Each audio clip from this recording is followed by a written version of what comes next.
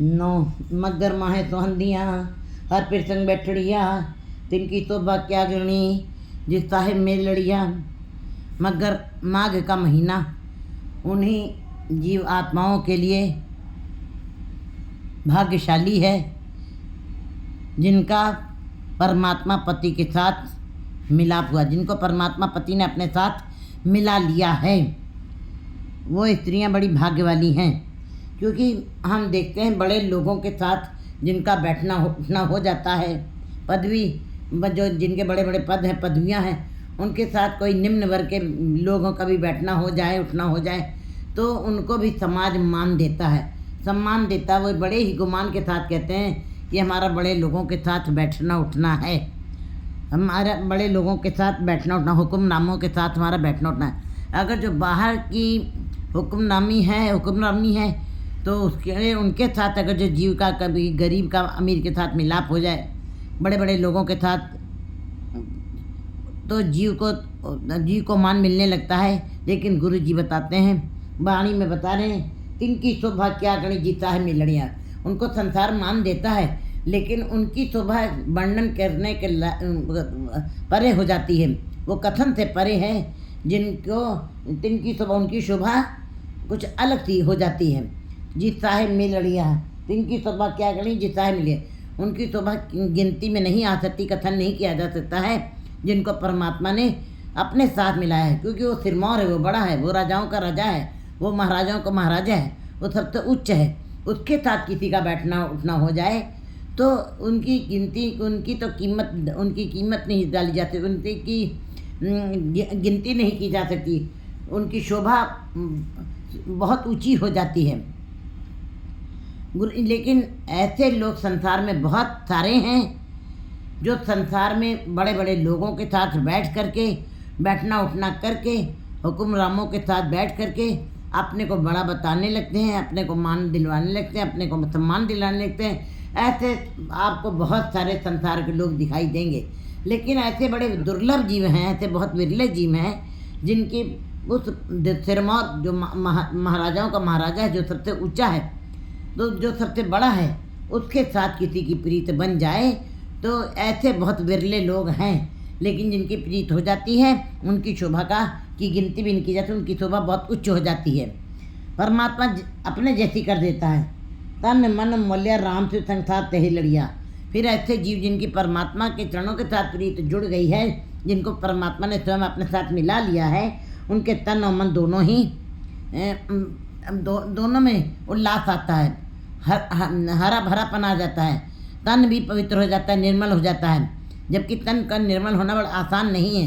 कहते हैं हम लोगों के मन में आता है कि तन कैसे निर्मल हो गया नाम जपने से। मन तो निर्मल हुआ, मन का भोजन है वो, लेकिन मन जब परमात्मा के नाम के साथ जुड़ जाता है तो तन भी सेवा में जुड़ जाता है, उस ईश्वर की सेवा में जुड़ता है, तो तन और मन दोनों में मौल्या दोनों में परिवर्तन आ जाता है, दोनों पवित्र हो जाते हैं। और संसार तय लिया कहते, क्योंकि परमात्मा का नाम साथ संगत में आकर के ही प्राप्त होता है, गुरु की संगत में आकर प्राप्त होता है। गुरु के नाम की चर्चा करके, शब्द को दृढ़ करके, वहाँ पे आके सत्संगियों के साथ बैठ करके, सहेलियों के साथ बैठ के, सत्संगी सहेलियों के साथ बैठ करके वो मन और तन दोनों ही पवित्र हो जाते हैं, निर्मल हो जाते हैं, मौल जाते हैं। साथ गुरु जी बता रहे हैं कि सत्संगत में साथ रहे लड़िया, सात जना तिबारी से रहे निकल लड़िया। जो परमात्मा के साथ जुड़ी हुई थी वो मौल गई हैं, वो साधुओं की संगत में आकर के वो आरोग हो गई हैं, तन मन दोनों ही आरोग हो गए। मन शोक में रहता परमात्मा के नाम के बगैर, चिंतन करता है, चिंता करता रहता है, और तन में शारीरिक रोग लग जाते हैं। लेकिन परमात्मा के नाम के साथ दोनों ही रोग, शरीर और मन दोनों ही आरोग हो जाता है। लेकिन जो जीव स्त्रियाँ सत्संग से बिछड़ी हुई हैं, गुरु से बिछड़ी हुई हैं, वे एक तन्हाई में रह गई हैं, वो अकेली रह गई हैं। और अकेली तो जंगल में लकड़ी भी ना हो, अकेलापन किसी को नहीं अच्छा लगता है। कहते हैं ऐसी बिछड़ी हुई, प्रभु से बिछड़ी हुई जीवात्माएं चाहे संसार के कितने भी रसों के अंदर हों, चाहे जितना भी आनंद, चाहे जितना भी खेड़े में हों, और चाहे जितना भी उनको सुख सुविधाएं मिले, लेकिन परमात्मा के नाम का से बिछोड़े के कारण उनका मन अंदर से सन्नाटे में रहता है, अंदर उनके दुख रहता है, और सदा ही बिछड़ी ही रहती हैं। क्योंकि परमात्मा के नाम का मिलाप ही आनंद है, परमात्मा के नाम का मिलाप ही खेड़ा है। कहते हैं तन्हाई बिछोड़ापन है। और ऐसे जीवात्माओं का फिर जो मन मायावी जीवात्माएँ हैं उनके दुख कभी उतरते नहीं हैं, जन्म लेती हैं मरती हैं, जन्म लेती हैं मरती हैं, ऐसा ही उनका जीवन बीतता जाता है और यमराज के पंजे में पड़ी रहती है सदा ही। कहते हैं गुरु जी बता रहे कितना रहने के लिए वे सदा ही अकेली रह जाती हैं, भटकती हैं, निराश सन्नाटे में रह जाती हैं। सात जनाते बरी से रहने के लड़िया तिन दुख न कबू उतरे से जन के वसुड़िया। वे उनके दुख कभी उतरते नहीं, वे सदा यमराज के पंजे में रहती हैं। जिन्नी राव्या प्रभ अपना से दित्तर नित्य खड़िया, जिन्होंने परमात्मा को सिमरन किया है परमात्मा के नाम का, और गुरु उसको याद किया अपने मन के अंदर उसकी स्मृति बनाई है। जिन्नी राव्या प्रभ अपना से दित्तर नित्य खड़िया, वे सदा ही निर्मल हैं, वे सदा ही पवित्र, वे सदा ही खरी हैं और वे सदा ही परमात्मा के दरबार में बेहादर नजर आएंगी। रतन जवेहर लाल हर कंठ इतना जड़िया, जैसे कि संसारिक जो आभूषण हैं वो स्त्री को सुंदर बना देते हैं, चाहे रूप कितना भी कम हो, और वस्त्र पहन लिए अच्छे और श्रृंगार कर लिया तो वही बच्ची चाहे जितनी भी कुरूप हो फिर भी सुंदर लगने लगती है। आभूषण ऐसी चीज़ है जो सुंदरता दे देती है।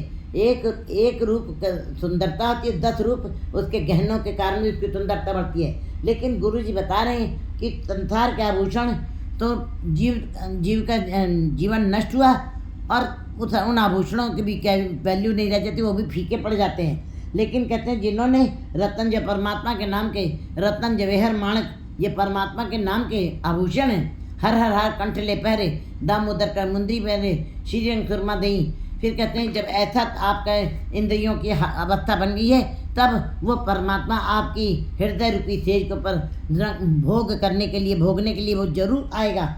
रतन जवेहर मान का हर कंठ इतना जड़िया, ऐसी गुरमुख जीवात्माओं के कंठ में परमात्मा के नाम के हीरे रतन और जवाहरात ये सारे उनके कंठ में माला की तरीके से जड़ गए हैं, आभूषणों की तरीके से शोभायमान हो गए हैं। वो स्त्रियाँ बिना संसारी श्रृंगार के भी निरंकार के गहनों के साथ सुशोभित हो गई हैं और वे सदा ही उनके ये गहने कभी सदा जड़े रहेंगे। ये गहने, ये आभूषण, ये रतन, ये जवाहर, ये लाल कभी नष्ट नहीं होंगे। नानक बाछे तोड़ते प्रभ सरणी दर पड़ा। गुरु जी कहते हैं कि मैं ऐसे लोगों की से मिलना चाहता हूँ जो प्रभु की शरण में पड़े हुए हैं। मैं ऐसे ही गुरमुख जीवों के साथ मिलाप चाहता हूँ जो तेरे दर पे के शरणागत हैं, जो सदा तेरे ही दर को के आश्रय में रहते हैं, किसी दूसरे का आश्रय नहीं।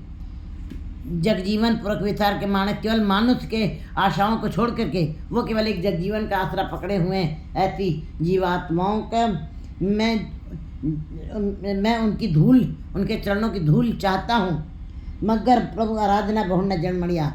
गुरु जी बता रहे माघ के महीने में जो प्रभु का सिमरन करेंगी जीवात्माएं, वे कभी भी आने जाने के चक्कर में नहीं रहेंगी, न जन्म लेंगी, न मरेंगी और न जम के वश में पड़ेंगी। वे सदा